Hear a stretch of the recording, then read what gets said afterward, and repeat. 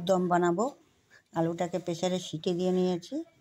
আলুগুলোকে এই যে কাঁটা চামচ দিয়ে করে নিয়েছি, ফুটো ফুটো করে নিয়েছি।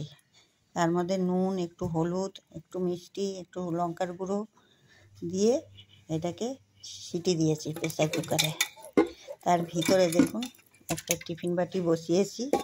টিফিন বাটির মধ্যে দেখুন মটরশুঁটিগুলো টিফিন বাটিতে একটু নুন, হলুদ, সামান্য একটু হলুদ দিয়ে, সামান্য একটু মিষ্টি দিয়ে আলুর ভিতরেই বসিয়ে দিয়েছিলাম সেদ্ধ হওয়ার জন্য।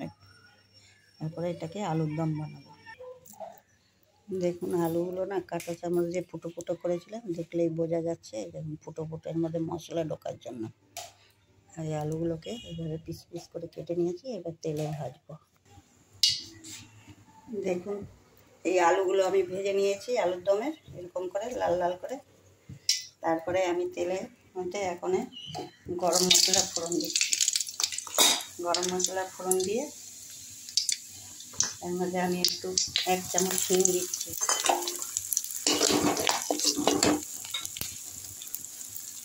এর মধ্যে পেঁয়াজ কুচি দিচ্ছি।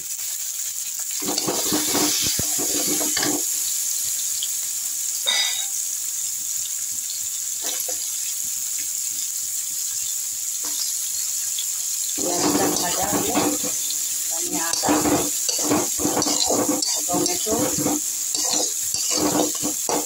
টমেটো আর ধনে একসাথে বেটে রেখেছি। আদা, টমেটো, ধনে একসাথে বেটে রেখেছি, এটাকে আমি দিব। পেঁয়াজটা একটু ভাজা হয়ে গেল, পেঁয়াজটা হয়ে গেছে। তার মধ্যে আমি একটা গোটা রসুন কুচি দিয়ে দিলাম। রসুনের সাথে সাথেই আমি আদা, ধনে, টমেটো বাটাটা দিয়ে দিলাম।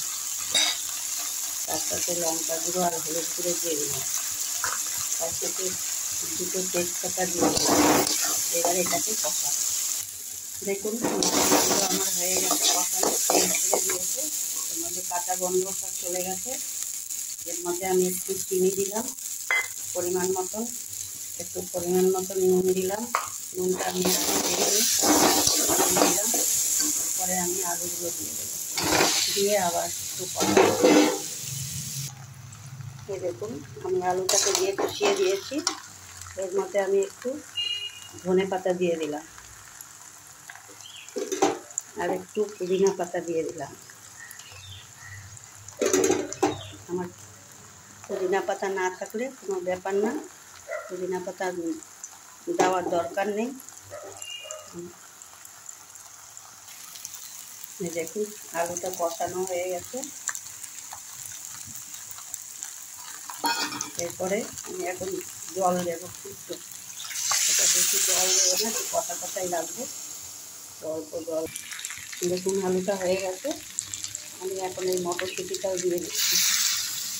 ওই প্রেসার কুকারে একসাথে মটরশুঁটিটা সেদ্ধ করে নিয়েছিলাম। এবার আমি ওই ধনে পাতাটাও দিয়ে দিচ্ছি, দিয়ে এবার নামিয়ে দেবো। ধনে পাতাটা দিয়ে নেড়ে একটু গরম মশলা দিব। গরম মশলা দিয়ে এখন নামিয়ে দেবো। অনেকটা ঝোল রাখবেন শুকনো। দেখুন আলুর দমটা দেখতে কত সুন্দর হয়েছে। এমনি করে বানিয়ে খাবেন, দেখুন খেতে হেবি টেস্টি লাগবে। পরোটা, লুচি, পুরি সব সাথে ভালো লাগে।